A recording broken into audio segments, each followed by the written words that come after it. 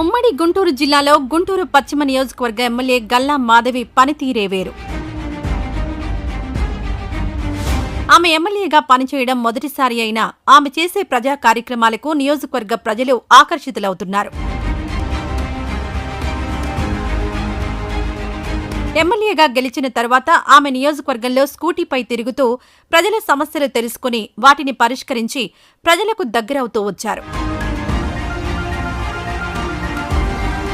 నియోజకవర్గంలో జాబ్ మేళా నిర్వహించి నిరుద్యోగులకు ఉద్యోగాలొచ్చేలా చేయడంతో యువతలో ఆమె క్రేజ్ మరింత పెరిగింది. ఈసారి ఆమె చేసిన పనికి నియోజకవర్గ ప్రజలకు మరింత దగ్గరయ్యారు.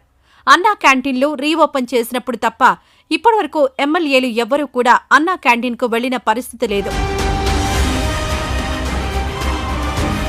కానీ గల్లా మాధవి ఈ రోజు ఆమె నియోజకవర్గంలోని చుట్టుగుంట సెంటర్లో ఉన్న అన్నా క్యాంటీన్ను సందర్శించి అక్కడి తింటున్న పేదలతో భోజనం చేసి వారి సమస్యలను అడిగి తెలుసుకున్నారు.